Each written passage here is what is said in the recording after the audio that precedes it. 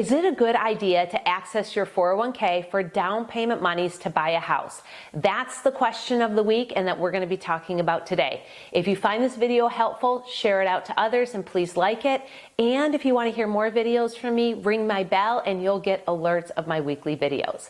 So, this is Dawn Connors at Mortgage One, and there's a lot of schools of thought when it comes to 401ks. So, let's start with the pros on a 401k loan. So you can access typically up to $50,000, 50% of your 401k towards your down payment needs to buy a house or for anything that you want, quite frankly. But we're talking about specifically for buying a home.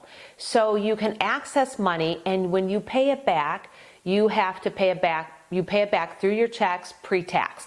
And what is accessible to you is your vested balance. What does vesting means?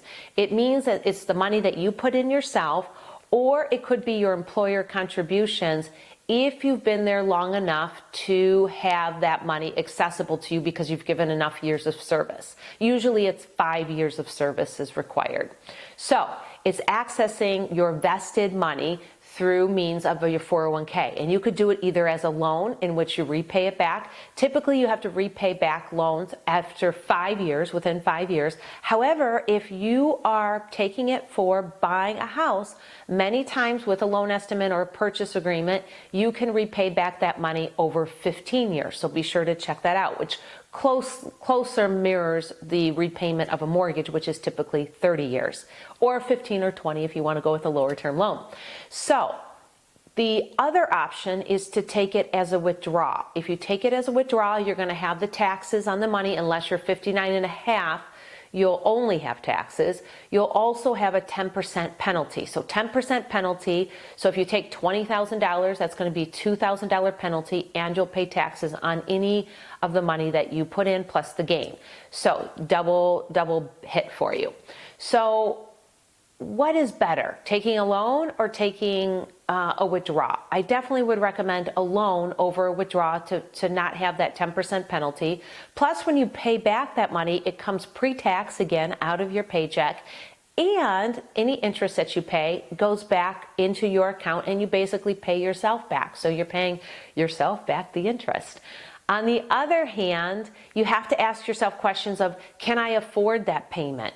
Does it work within my budget of my new house payment and this 401k loan? So you want to look at that together and sit down with your loan officer and work through payments and out of pocket to know, okay, this is what my payment would be, this is what my out of pocket would be given various scenarios, and then make some decisions from there. You can go back and do a budget. And if you have an old 401k, an old IRA, those are still making gains, right? You can transfer over your 401k to an IRA, etc. But if you want money from that old 401k, the old IRA, you can't take a loan against it. You have to take it in the form of a withdrawal, pay the taxes, and pay the 10% penalty unless you're over 59 and a half.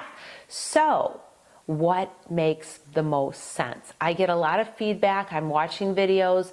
A lot of folks disagree with my position of take from your 401k, preferably as a loan, but don't be afraid to take it as a withdrawal. You've worked hard to save that money. Do you want to wait another 3 years to set aside new money to use? I'm not sure, but here are some facts. So let's say that you take $20,000 and you have a 10% penalty of $2,000. And let's say you're in the tax bracket that's going to cost you another $2,000 in taxes. So a total of $4,000.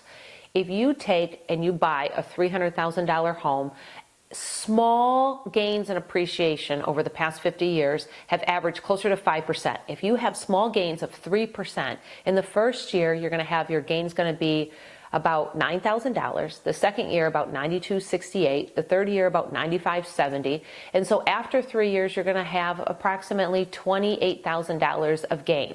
So it took you $20,000 pulling from your 401k to buy a $300,000 home. In just 3 years you've gained about on average $28,000.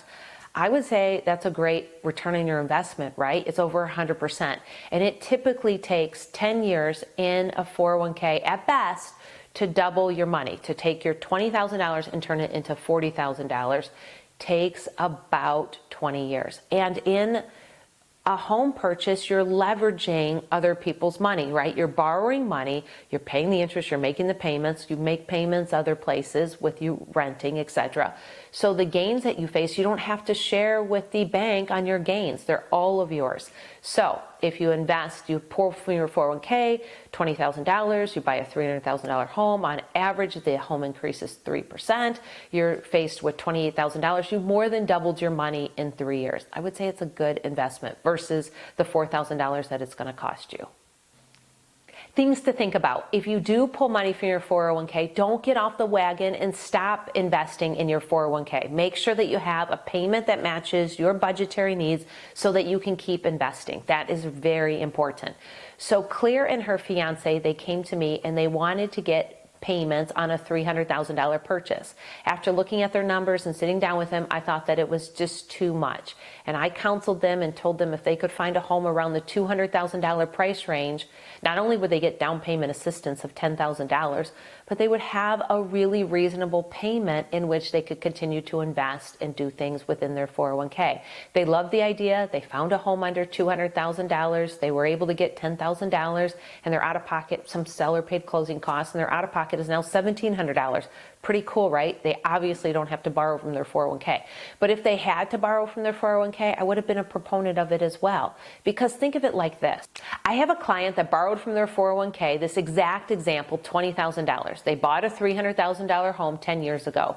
The house has appreciated 73%, and that is basically the average across the United States. So their home is now worth $519,000. That's $219,000 of equity, plus more equity because they paid down their mortgage over 10 years, but $219,000. If they had not borrowed from their 401k, they probably would not have the home that they have now. They wouldn't have $219,000 of equity, all because maybe they listened to another video that says don't borrow from your 401k. It's a bad idea because you won't receive the gains over years.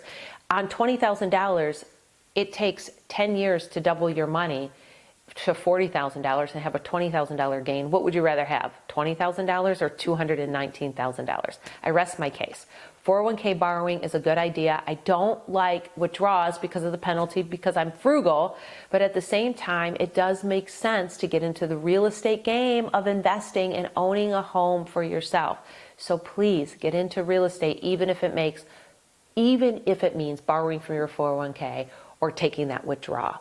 It's worth it, I'm telling you. This is Dawn Connors at Mortgage One, providing you fantastic mortgage solutions. And if you'd like your own personal analysis and we work up numbers together, just reach out.